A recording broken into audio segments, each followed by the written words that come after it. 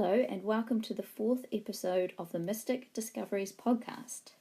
Today I have for you a special treat. It's the first time I have interviewed somebody for the podcast and I am pretty stoked to have him on the show. We are really happy to have recorded an episode with Kaypacha. Kaypacha hosts a super great YouTube show called the Pele Report that comes out weekly on Wednesdays, or if you're in New Zealand, Thursday. Kaypacha has been practicing astrology for over 35 years. He was a Waldorf teacher for 7 years and delivers workshops all over the world and is the founder of the New Paradigm Astrology Cooperative. So I recorded this interview just before. It almost didn't happen, and I was at the sewing machine when I got a message from Kaypacha saying that he was keen to do it. So I ran to the computer and started recording. I hope you enjoy this episode as much as I enjoyed recording it.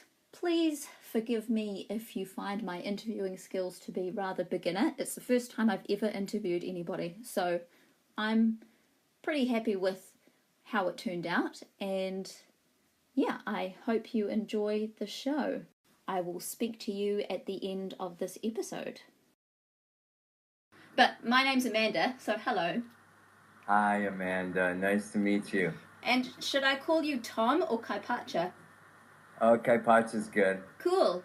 Hey, yeah, so this is the Mystic Discoveries podcast, which has just started in the last month. So you're good to just go ahead with the interview just now? Perfect. Sure. Yay, let's just do it. Okay, so where are you at the moment? Costa Rica. Yeah. It's raining, can you tell? No, I can't. But it's very Okay. sunny here. So Yes, it looks beautiful. it is. Yeah. I wondered if you maybe want to start by saying a little bit about yourself, because I watch your Pele report every week, which is super cool. But I was just wondering, what brought you to Costa Rica, and maybe a little bit about your upbringing, like. That's a big question, I'm sorry. It's a long story. Yeah. I'm happy to listen to whatever you want to say. Okay, well, I'll just try to edit it so that it doesn't take for hours. Okay. I was born and raised in Chicago. Oh, wow. I'm the last of 6, and I went to a Catholic seminary for high school. Oh, wow. So I had a Catholic upbringing. Yeah. And very conservative German parents. Yeah. I got out of there as fast as I could when I was 17. I got a truck and headed out to California. Cool. And lived kind of a wild few years there. Yeah. Experimenting with everything and trying everything. And I ended up living next door to an astrologer. And I was, wild motorcycle driving, drug smoking, whatever, a guy. But then I had my chart read, and it changed my whole outlook on life, because I got the idea and the sense of reincarnation. Right. And karma. Yeah. And it's like, oh. Oh my God. Yeah. So I pretty much, stopped doing everything and dove into astrology, because I did all the charts for my friends and family, and it just blew my mind and gave a sense of meaning and continuity and purpose. And it was, so astrology, since 18, that's like, 40 years ago. Yeah. Has really been the mainstay for my, my spiritual nourishment. Let's put it that way. So was astrology your step into awakening your spiritual side, would you say? Definitely, yeah. Yeah. Has there been anything from like your Catholic upbringing that you've held on to, or that still resonates with you a little bit? Yeah, I think I'm pretty well done with that. Yeah. It took a long time, I'll say, But right now, I've really metamorphosed my belief system into the difference between religion and spirituality. In that religion puts God or source outside of the person, and spirituality finds spirit and source within. And so I have to say I've come around to being pretty much anti-religion. Right. All across the board. Yeah. That's really interesting. That seems to be like such a common way of thinking these days. But it's just interesting that still everyone's searching for their own thing now, eh? It's a lot more individualized, would you say? Yes. Yeah. What was it that actually led you to do the Pele report?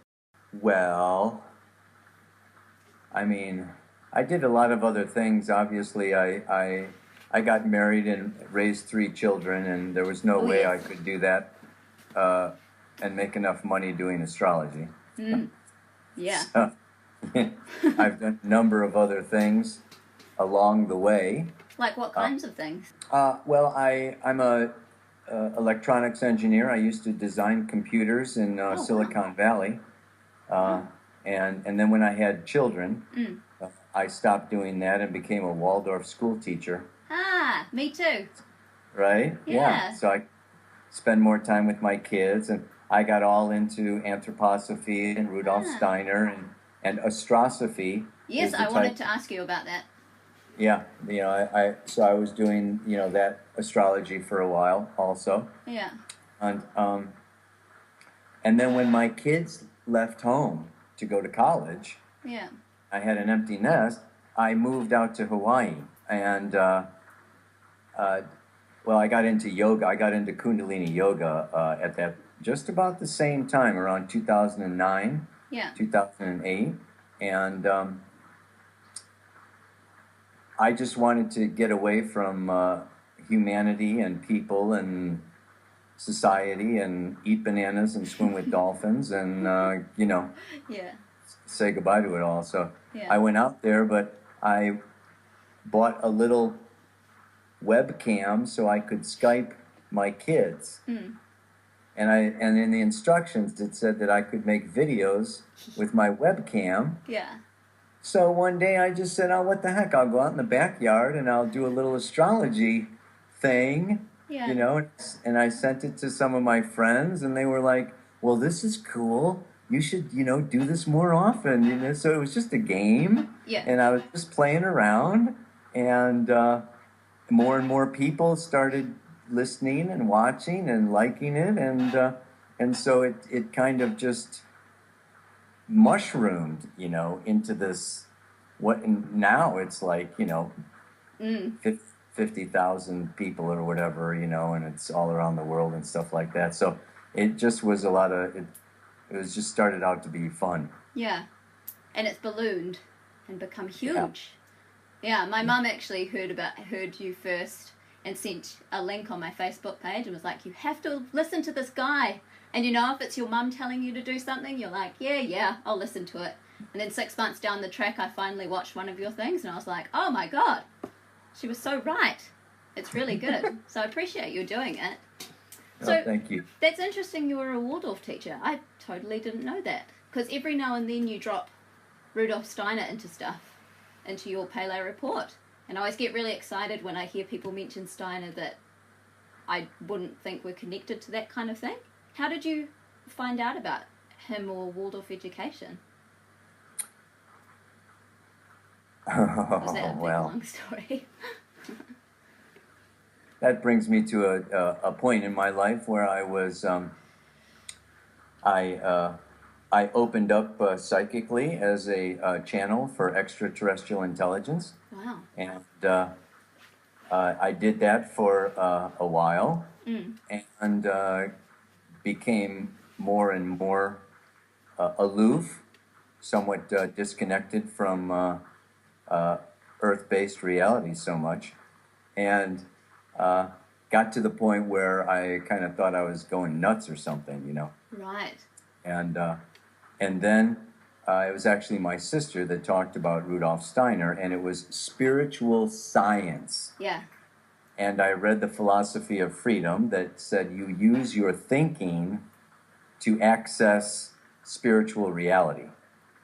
And prior to that, in order to channel, I stopped thinking. So I would get my thoughts and thinking out of the way, and Steiner came along and said, you can actually use your thinking to penetrate these worlds. And so I felt like I needed some grounding, and I needed to,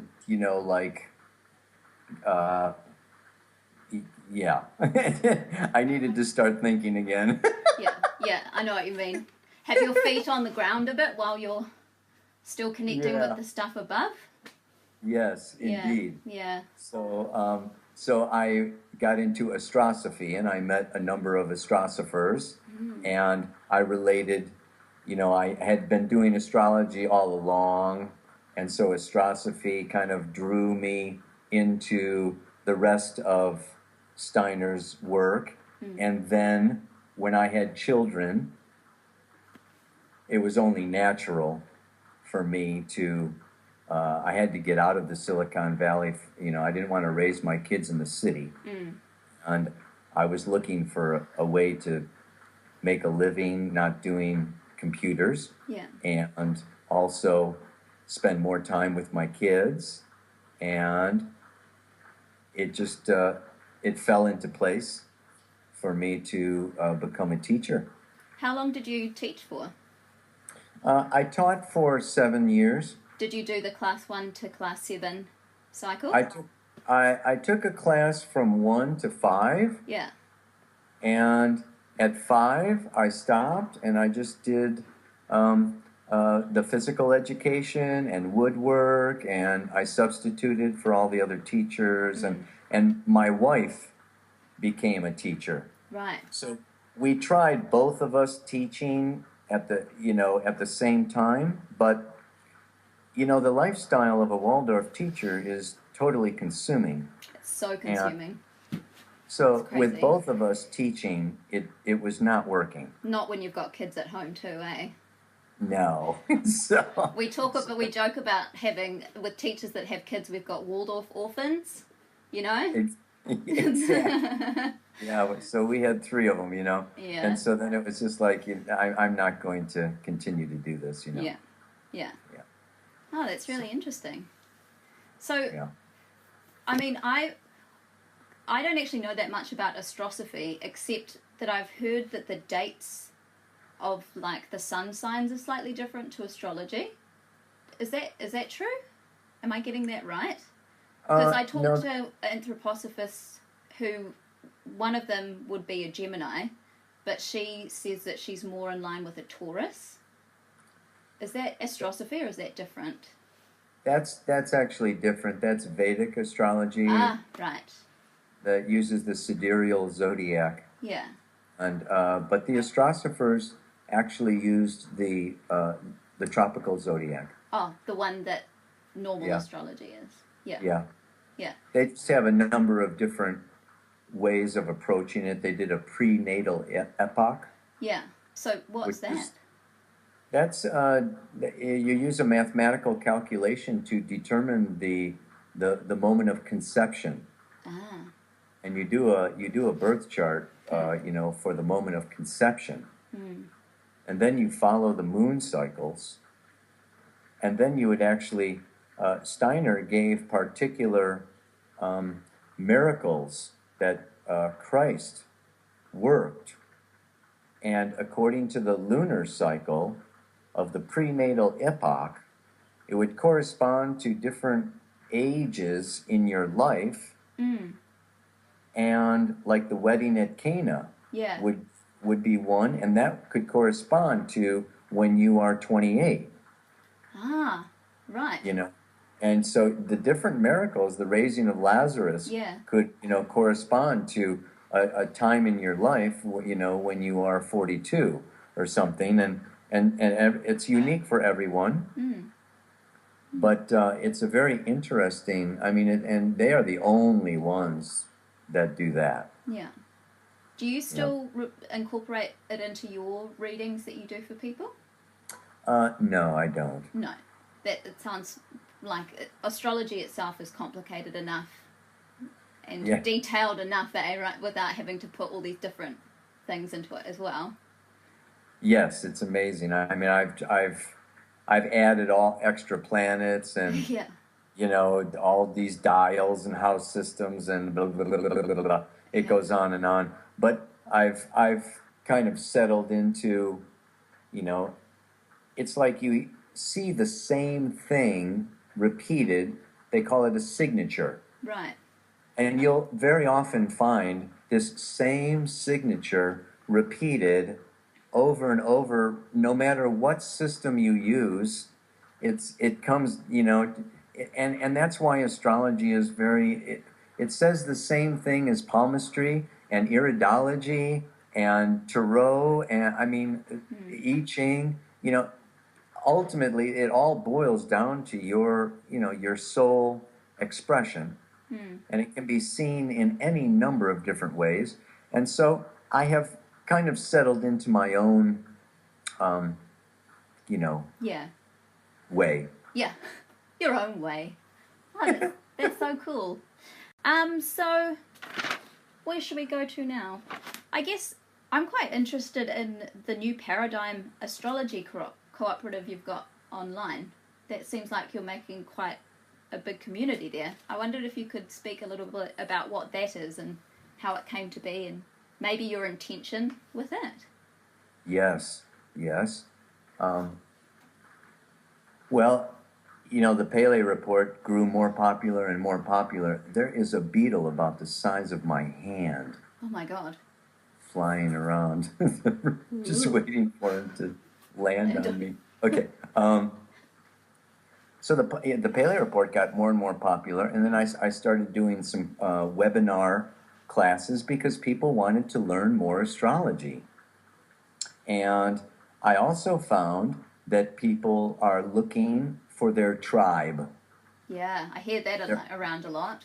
There are Yeah. just like so many people on a spiritual journey, on a spiritual path, and they kind of disconnect from their roots or their friends or their family because they're opening up to new spirit realization, and they are seeking other people that are doing the same. So I think it first started out that I had links. I have a page of links of just communities and initiatives and different new ideas of people gathering together to help these people connect with so that they weren't so isolated. And then I found that more of them wanted to learn astrology and have more contact with each other. Yeah. So I started this community where there's a forum, and we can all, anybody can ask questions, and and then I started to answer questions on the forum. Yeah. And then I had guest astrologers do videos every month, like the Pele report, for the community, so that I would get different opinions instead of just me. And then I did a question and answer webinar once a month. Yeah. And extra long instructional videos on different things of astrology. Like if you want to plan a wedding, or you want to plan, you can do horary astrology and medical astrology and solar returns. I mean, I've done all these different instructional videos for the community, and then that kind of started getting pretty big too. Yeah. And then I have a lot of people that want readings, and I'm booked up for readings for a long time. Wow. So I had the idea of starting the Dream Team. Yeah. So now I have 7 other astrologers, and they're on the forum, and they do videos, and I don't know, it's just kind of Yeah. it's going great gangbusters, and Yeah. and people are really enjoying it and getting a lot out of it. So it's good. That's awesome. It's obviously the right thing at the right time. Hey, I found also like the whole concept of having an online community now, it's not as weird as it was maybe 10 years ago. 10 years ago it would have been a bit strange, but now it's really quite normal for us to have communities online. Yeah. So it seems like that's kind of one of the big shifts forward, I think, which is really nice. And I'd say the other thing was that I've been traveling a lot, so I do workshops, in all these different places, and I meet a lot of people, and I tried to connect with people as personally as possible, and it was always face to face, and I want the flesh and blood, and I want to look into your eyes, and that's very important to me. Yeah. But when it comes into thousands of people, it just can't happen. No, that's so true. There's only so much of you to go around. So much. So what, I was going to ask you about that actually, because you always talk about different workshops that you do. What kind of workshops are you talking about? Are they yoga, astrology, or? Both. What's sending you across around the world, like in the next few weeks? I'm leaving to do a star passages. Ooh, that sounds interesting. It's a vision quest. Wow. We're going to be in the desert, out in teepees. Cool. And we're going to look into, those who signed up are seeking to have a vision quest.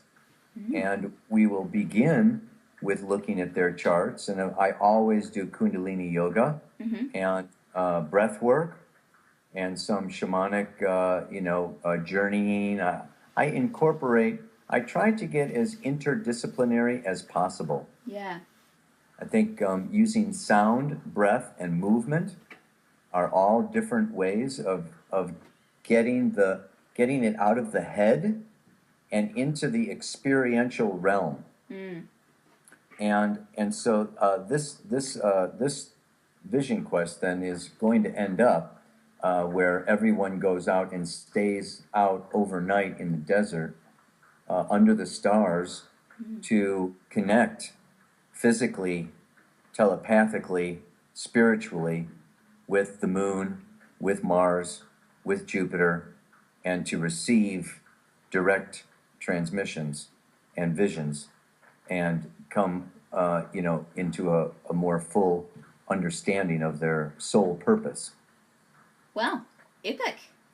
And then I go over to Greece, and I'm doing a 10-day tour through the Peloponnese, and we're going to be visiting the sacred sites over there, and I'll be doing yoga and talking about astrology, and helping people understand the archetypes that are revealed through their birth chart. And then I'm going to do weekend workshops in Greece and France and Norway and Portugal.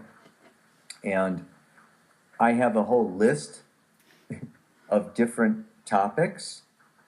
And it's just people call me up and say, could you please come here and talk about Pluto? Could you please come here and talk about the masculine and the feminine? And I'm connecting up with a gong master in France. Cool. So we're going to be doing the astrology of sound and integrating sound.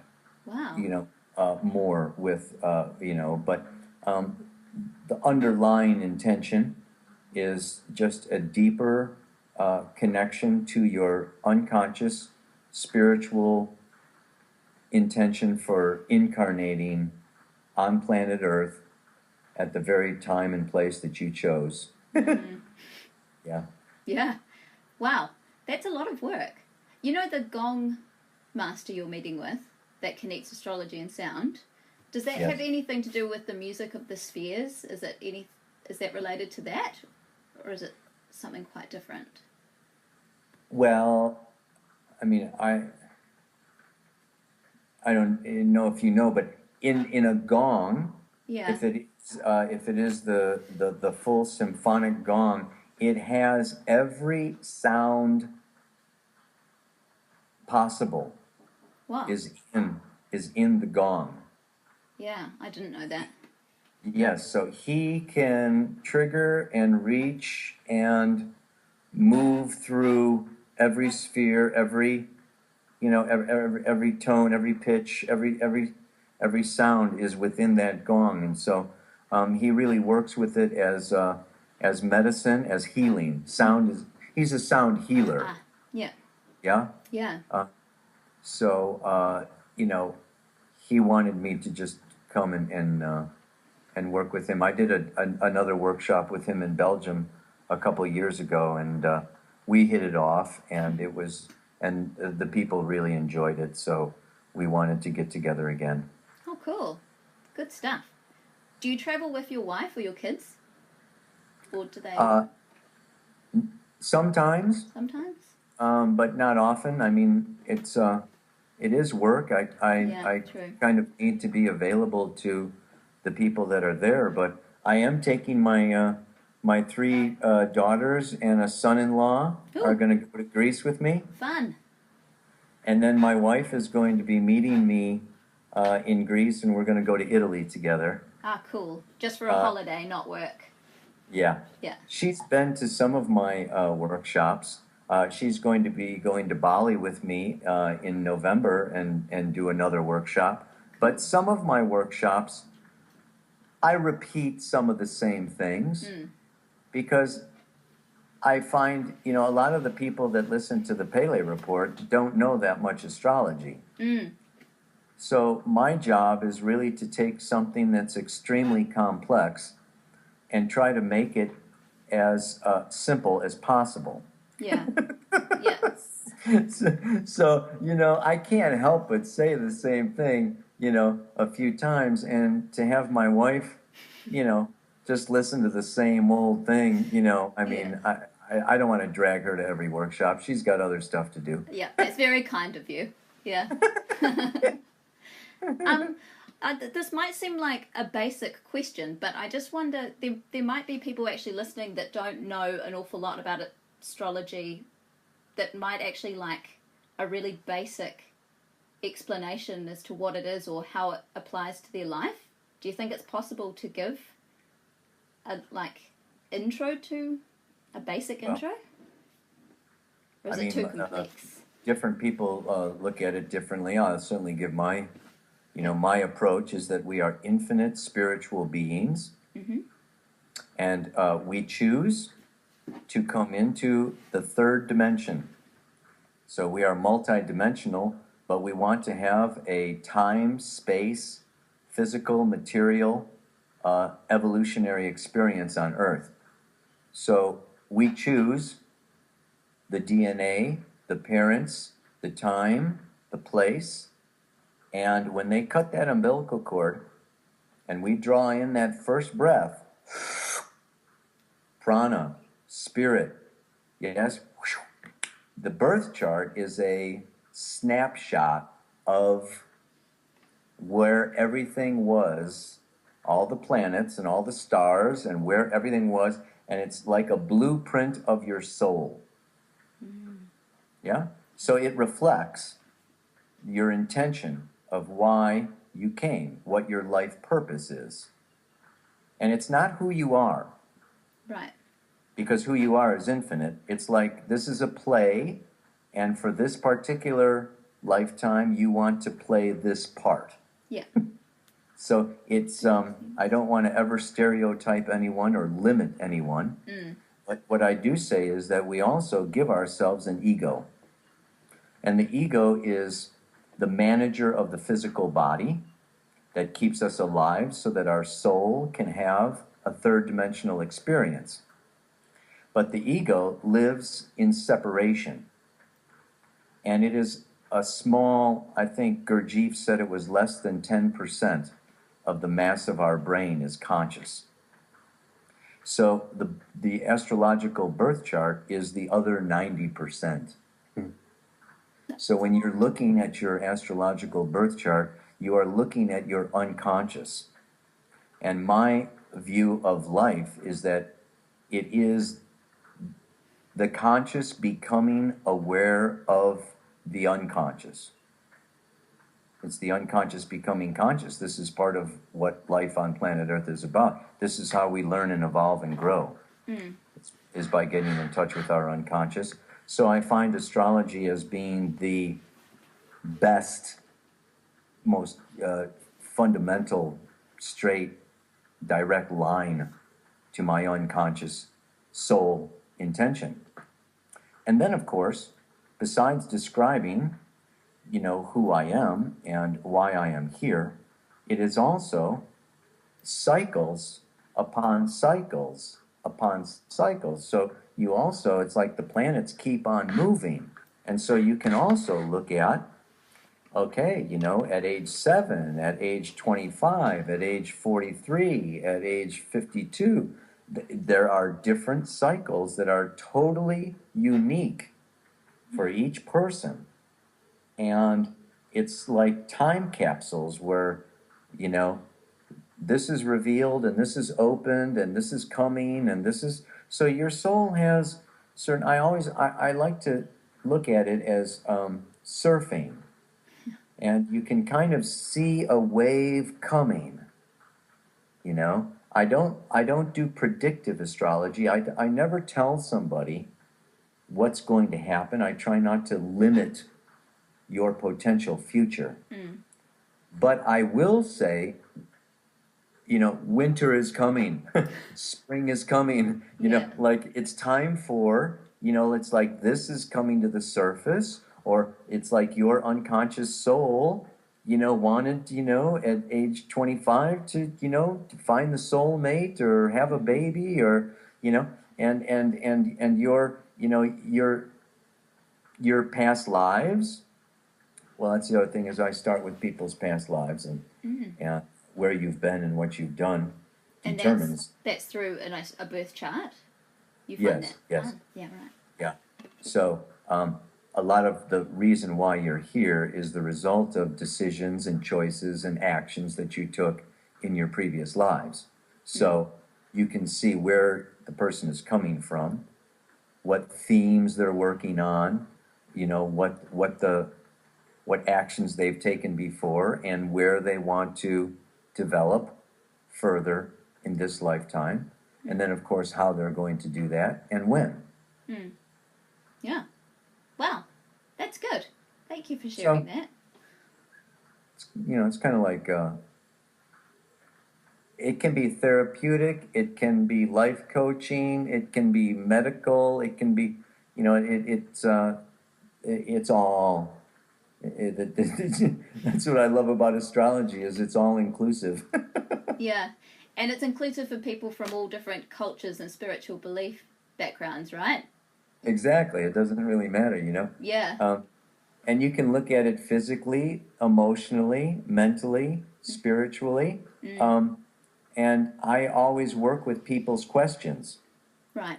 Because your questions determine what you are ready to hear and what evolutionary stage you are in. What and so that is the guide and the focus for the readings that I do. Right.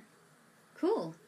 In terms of people that have influenced you, or you've talked about, we mentioned Rudolf Steiner, but I wonder, is there any specific teachers or authors or gurus that have been inspirational to you along the way, or formed your world view that other people bunch of them.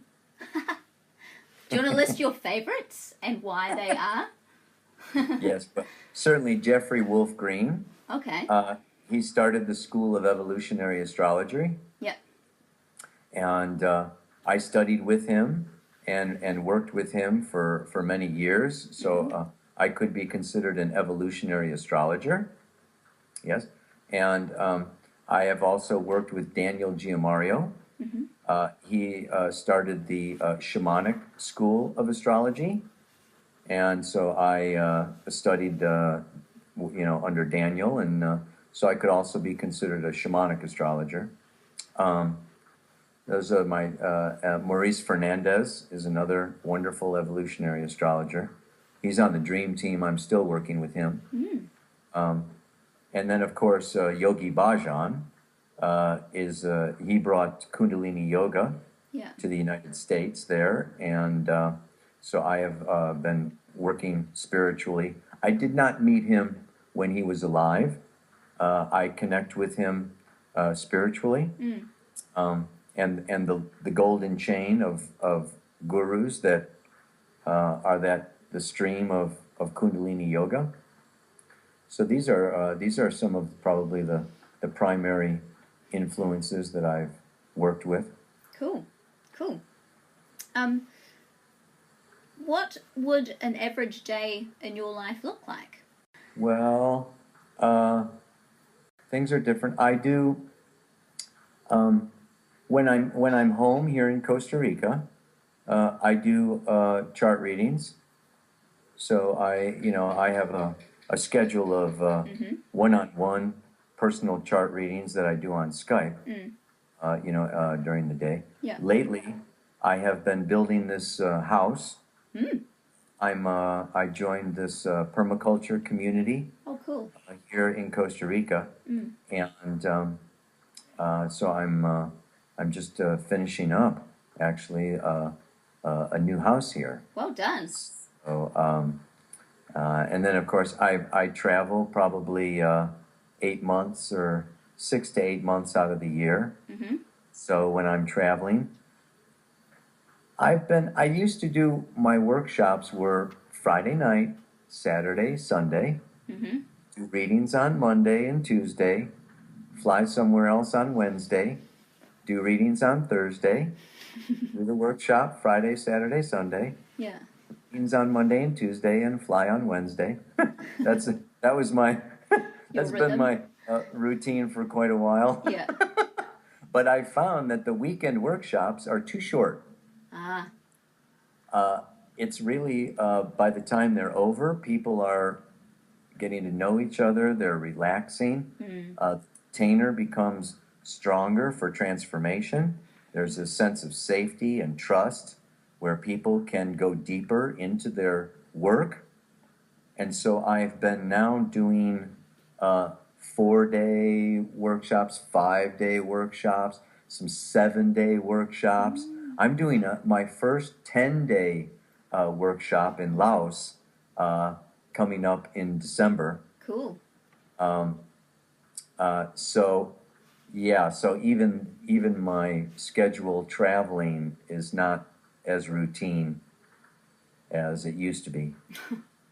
I guess that's just the life of living in a global community as actively as you are, eh? You have to be pretty flexible. Hey. Well, I lived out of my suitcase for about 3 years. I didn't. Wow. When I got into the yoga, I got rid of everything. Yeah. And I only traveled for a number of years until I met my wife here in Costa Rica.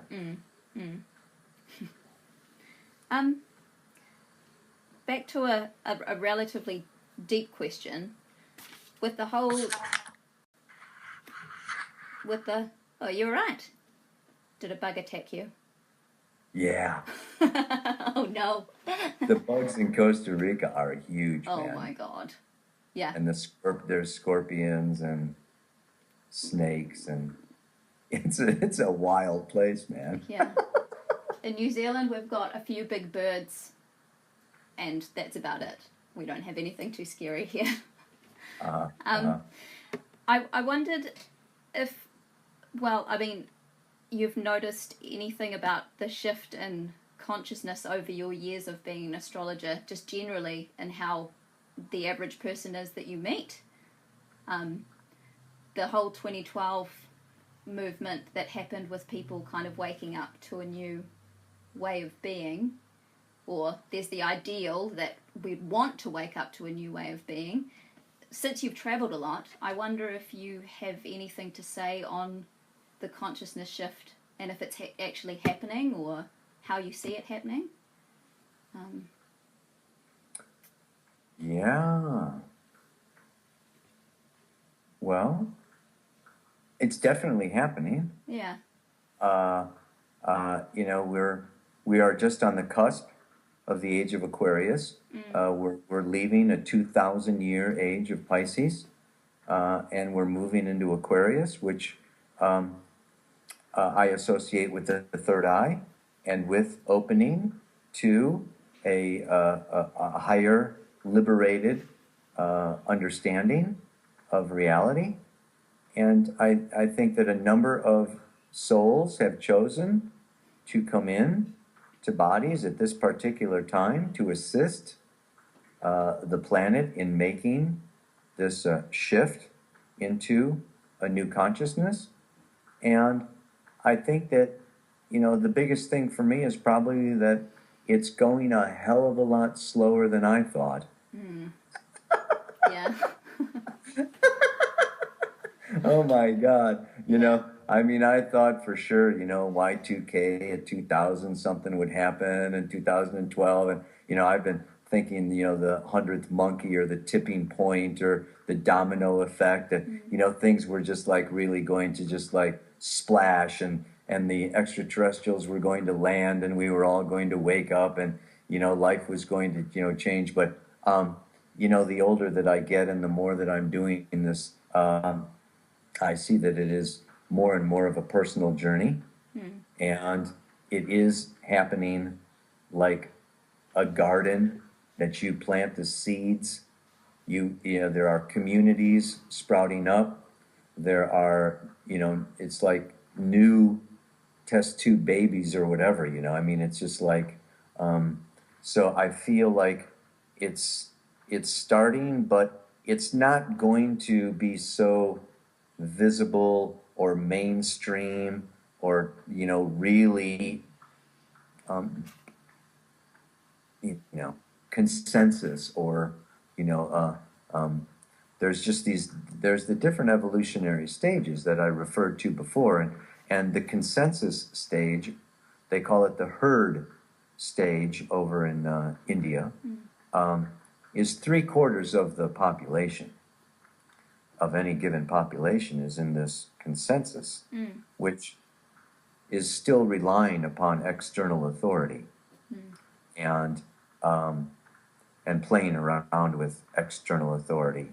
And that and then there's the individuated and then the spiritual. So we have, the numbers get smaller and smaller and smaller. So, it's like the trickle down effect. I think that it's going to take many generations, to really have what many people that I meet through astrology are awakened and aware of, but for that to influence the media and the newspapers and the governments and the military and ISIS and all these religions and for that to really come down and evolve the general belief systems of humanity is going to take a while. Yeah. I can see that as well. Since you're so busy, I might just leave you with let you go in a minute, but just one more question before you do go. Is there any advice you can give to people who are wanting to make the world a better place? Oh yeah, sure. They have to do yoga and meditate and work on themselves. That's good. Wonderful. Work on your own backyard, man. That's my feeling is that, really by purifying your instrument, your own perception, starting with your, spirit, mind, emotions, physical, it as you work within yourself, you start to perceive life differently. Your spirit guidance, and your unconscious and the spirit realm is able to penetrate your ego more easily, and you will find synchronicity working more strongly, and you'll be in the right place at the right time, talking to the right people, and just flowing with the river of life, the more you do your meditations and still your mind and come into a open heart. Yeah, that's it's all about love, really, and love is unity, and to perceive unity is to open yourself more to sharing, receiving, and giving love. And I just any advice I would give is to you know, I think one thing that the age of Aquarius, a danger, if there is a shadow to Aquarius, it is turning more and more into a technological, scientific screen person, out of connection with the heart and the emotions. And it needs to be balanced with Leo. Leo rules the heart. Aquarius Leo is an axis. So if there's something for people to really be, moving towards or working with, it's expressing their heart more openly, as openly as possible. Yeah. Cool. Well, thank you for that. Is there where would you suggest people find out more about your work and how to get involved with workshops, or where can people find that info? That's all on my website. It's newparadigmastrology.com. And they can get readings from either you or your dream team. That's very cool. Hey, it's been such a pleasure talking to you. I feel like I could actually talk to you for hours. I had so many questions pop up, but I really don't want to keep you for too long. It's really nice of you to take time out of your super busy schedule to talk to me. I really, really appreciate it. So, well, very nice to meet you, Amanda. Yeah, it's been an absolute pleasure. Good luck on your journeys and things. Yeah, I would love to get to New Zealand one of these. Please do. I've met more and more people from New Zealand lately, and it's just like it seems to be calling me more and more and more. So I got to get down there. You should. Maybe I'll speak sometime. Yeah, if you need any help with anything, let me know. Awesome. Well, thank you, baby. Have fun, okay? Yeah. Take care. Lots of love. Okay. Bye. Namaste. Namaste.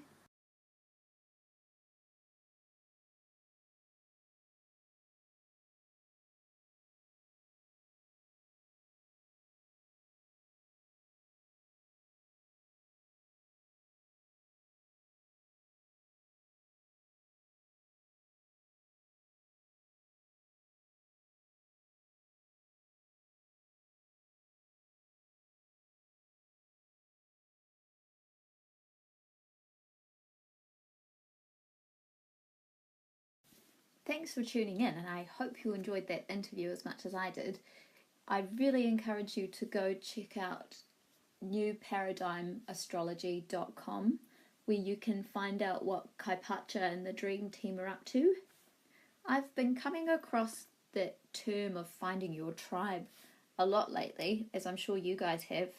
I'm hoping that through this podcast you're going to be able to discover more movements and groups that you'll find a connection to, and either join a tribe that already exists or find the inspiration to start your own tribe wherever you are.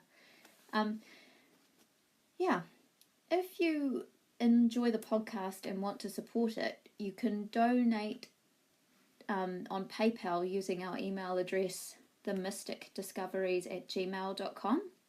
This would just go towards admin and just generally running the podcast and keeping it all up and going. I won't push that too much, but I just thought that I'd let you know that an avenue of donation exists if you so choose to use it. But thanks again for listening. I have some awesome guests lined up over the next few months, and it's all very exciting. So subscribe to us in iTunes so you can stay in the loop. And in the words of Kaypacha, I shall leave you and say namaste, aloha, so much love.